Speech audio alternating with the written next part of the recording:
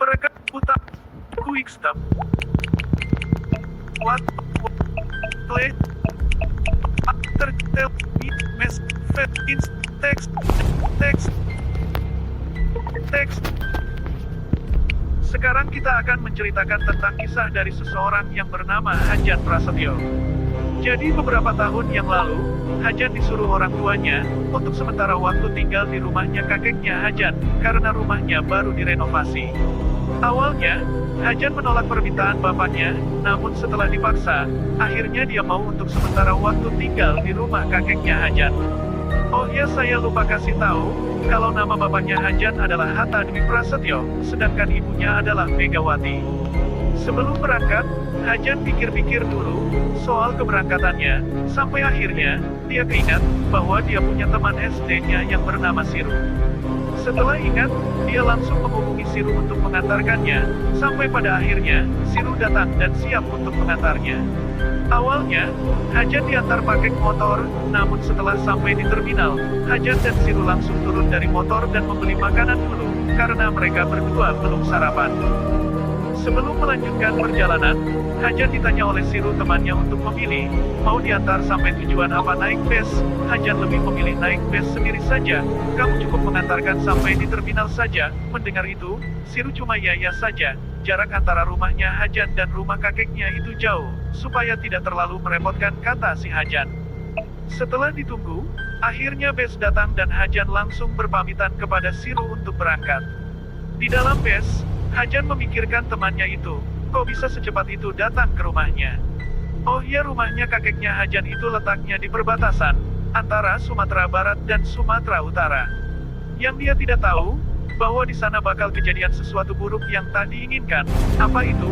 Tonton video ini sampai selesai ya, Fli. Setelah berjalan yang lumayan lama, akhirnya bus itu membawa Hajan itu di pemberhentian pertama karena bensin habis, jadi mampir ke pom bensin dulu untuk isi bensin. Setelah isi bensin, dilanjutkan perjalanan. Beberapa jam kemudian, bus sampai di tempat tujuan, yaitu perbatasan antara Sumatera Barat dan Utara. Setelah itu, dia langsung bayar lalu turun dan jalan kaki untuk menuju ke kampung halamannya kakeknya Hajan.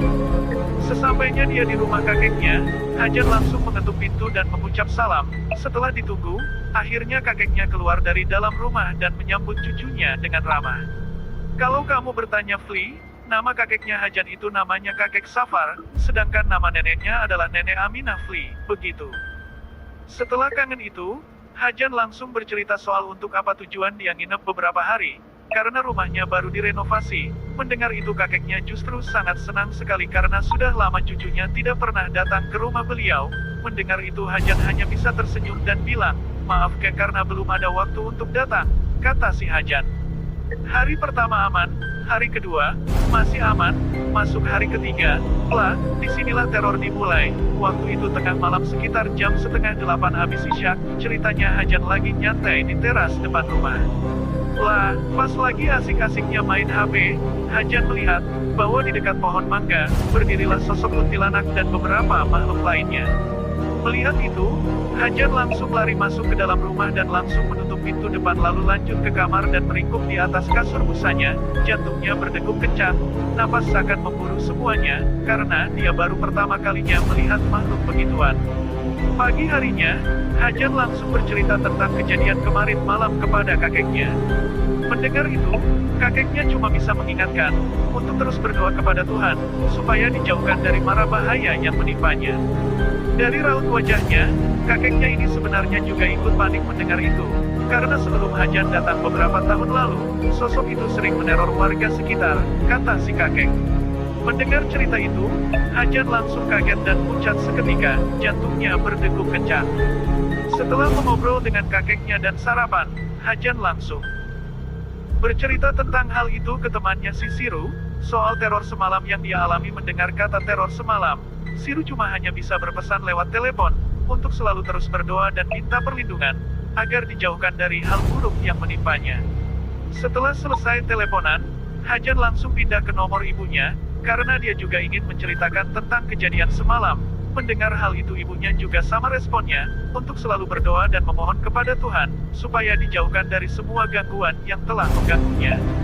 Pada siang harinya, Hajan dan semua orang rumah dapat kabar dari warga sekitar, kalau Kapit, salah satu warga dari kampung si kakek, ditemukan tewas di dalam kamar mandi. Mendengar itu, Hajan dan warga sekitar langsung pergi ke rumahnya Kapit. Sesampainya di sana, warga langsung berduka cita atas meninggalnya si Kapit ini. Setelah semuanya pada datang termasuk kakek dan nenek, barulah orang tuanya Kapit cerita, bahwa sebelum itu Kapit sering diteror oleh sosok mengerikan di kamar mandi. Mendengar itu, warga langsung kaget mendengarnya, jantung mereka berdegup kencang saking kagetnya, termasuk si Hajan sendiri, jantungnya berdegup kencang. Setelah itu, jenazahnya Kapit dimandikan dan dikafani. Setelah semuanya selesai, tinggal pergi ke surau yang ada di dekat rumah si kakek, untuk menyolatinya. Setelah semuanya sudah beres, tiba saatnya pergi ke makam untuk mengubur jenazah tersebut. Setelah semuanya selesai, mereka kembali ke rumah masing-masing termasuk Hajan. 2 hari kemudian, Jaka salah satu warga sekitar kaget, bahwa ada orang misterius berperawakan lumayan gemuk berjalan kaki menuju ke rumah kakeknya Hajan.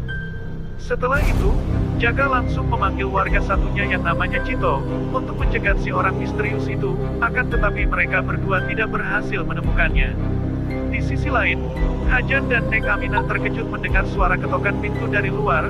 Awalnya Hajan kira itu kakeknya, tapi ketika pintu dibuka, Hajan kaget bukan main melihat orang misterius tersebut. Kemudian si orang misterius bilang tenang Jan tenang.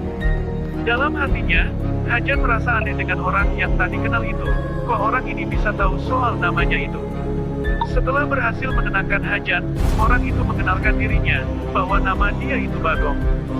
Setelah berkenalan, Hajan bertanya kepada Bagong, mengapa kamu bisa tahu alamat rumah ini? Lalu Bagong diperintahkan temanmu, untuk datang duluan ke rumah kakekmu. Apakah ini rumahnya? Tanya si Bagong, ya itu rumah kakekku, jawab si Hajan. Setelah itu, Hajan langsung mengenalkan Bagong ke kakek dan neneknya, dan pada akhirnya Bagong berkenalan juga.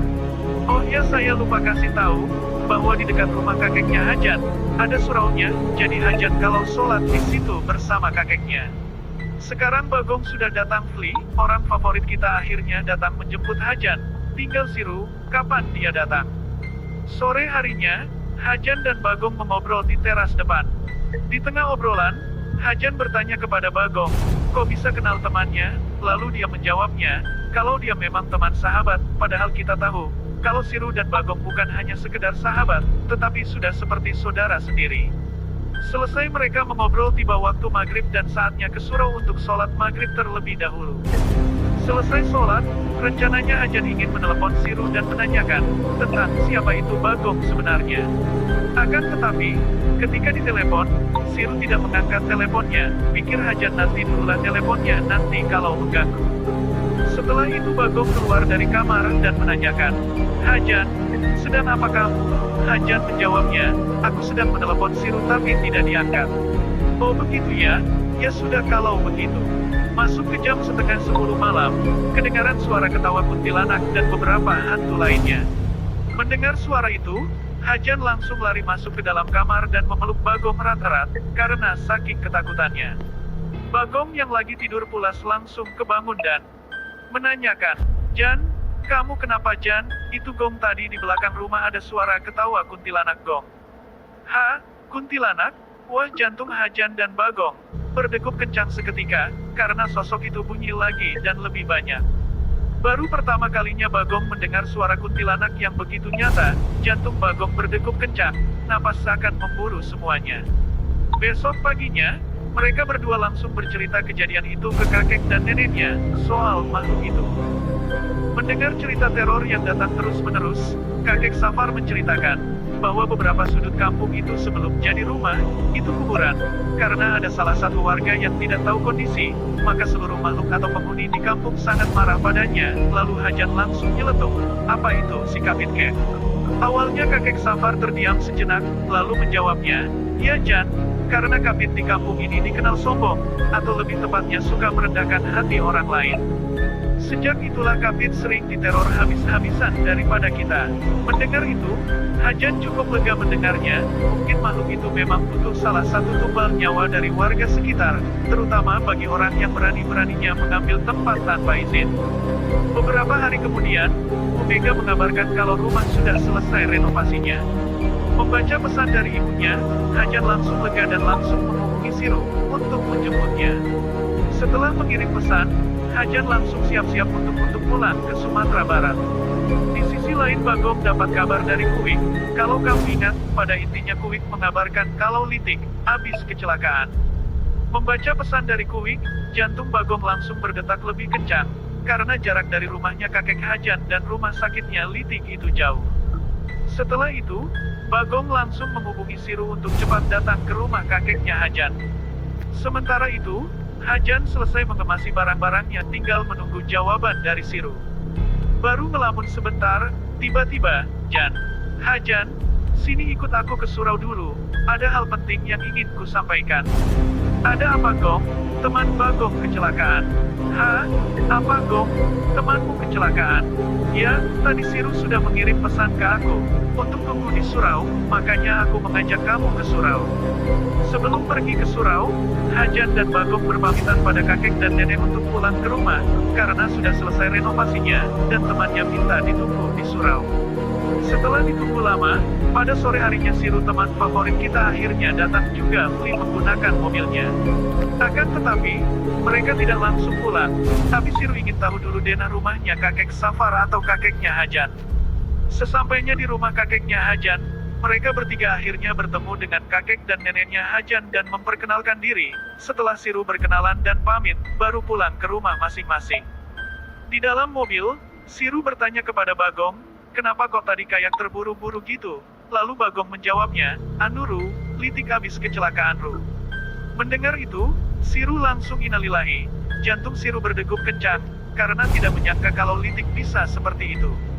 Sementara itu, Hajan yang mendengar percakapan itu hanya bisa merenung dan ngelamun mendengar obrolan kedua temannya itu. Tidak terasa hari mulai gelap, dan alhamdulillah Hajan sampai di rumah dengan selamat. Setelah itu mereka bertiga langsung disambut oleh Pak Hatta dan Bu Mega, dan baru pertama kalinya Siru dan Bagong bertemu dengan kedua orang tuanya Hajan. Setelah itu, Hajan langsung meminta maaf kepada bapak dan ibunya, karena waktu berangkat sempat berpamitan. Mendengar itu orang tuanya cuma bilang ya sudah tidak apa-apa nak, begitu. Tak lupa Hajan berterima kasih kepada mereka berdua karena sudah mengantarkan jauh-jauh ke sini. Maaf Ru, Gong, kalau merepotkan. Tidak apa-apa Jan, nanti kalau ada apa-apa silahkan hubungi kami Jan, kami akan siap membantu.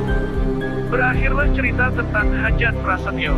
Terima kasih yang sudah menonton video ini sampai habis dan sampai jumpa di video selanjutnya.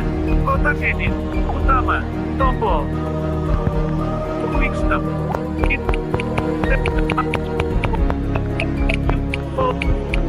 halam kalkulator, berekam, teks.